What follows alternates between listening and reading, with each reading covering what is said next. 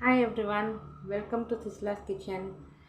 இன்னைக்கு காலையில் எழுந்திரிச்சு லேடிஸ் ஃபிங்கர் குழம்பு வச்சாச்சு, ரசம் வச்சாச்சு, ரைஸும் வச்சுட்டேன். சைட் டிஷ் என்ன பண்ணலாம் அப்படிங்கிறத பிளான் பண்ணிகிட்டே இருந்தேன். எதர் முட்டை பொரியல் ஏதாவது செஞ்சிடலாம், அப்படி இல்லைன்னா சிக்கன் ஃப்ரை ஏதாவது செய்யலாமான்னு ரொம்ப கன்ஃபியூஷனாக இருந்துச்சு.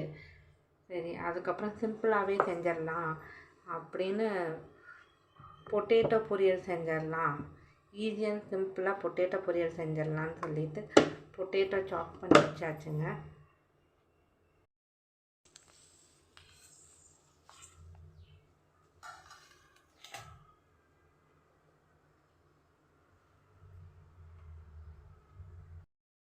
இது எனக்கு சாப் பண்ணுறதுக்கு ஜஸ்ட்டு 2 மினிட்ஸ் தாங்க ஆச்சு. இப்போ பொட்டேட்டோ போட்டுடுறேன். இது கொஞ்சம் எண்ணெய் அதிகமாக ஊற்றினா தாங்க நல்லாயிருக்கும்.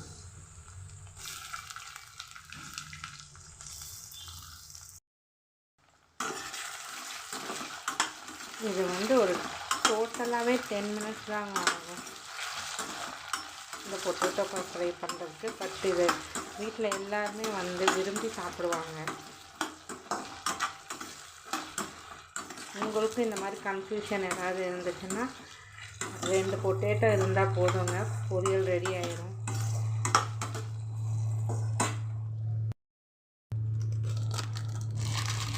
இப்போ கொஞ்சம் மஞ்சள்தூள்,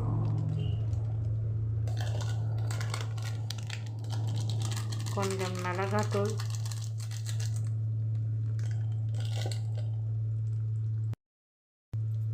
தேவையான அளவுக்கு உப்பு, சும்மா ஒரு ஃப்ளேவருக்காக கருவேப்பிலை.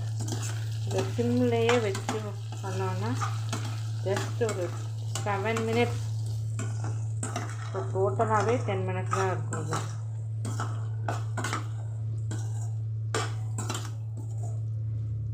ஸோ இன்றைக்கி எங்களுடைய லன்ச் லேடிஸ் ஃபிங்கர் குழம்பு, ரசம், பொட்டேட்டோ ஃப்ரை, கர்ட். அவ்வளோதான் இன்றைக்கி. அவ்வளோதாங்க, உருளைக்கிழங்கு பொரியல் ரெடி ஆயிடுச்சு. டோட்டலி 10 மினிட்ஸ் தாங்க ஆச்சு இந்த பொரியல் எனக்கு ரெடி பண்ணுறதுக்கு.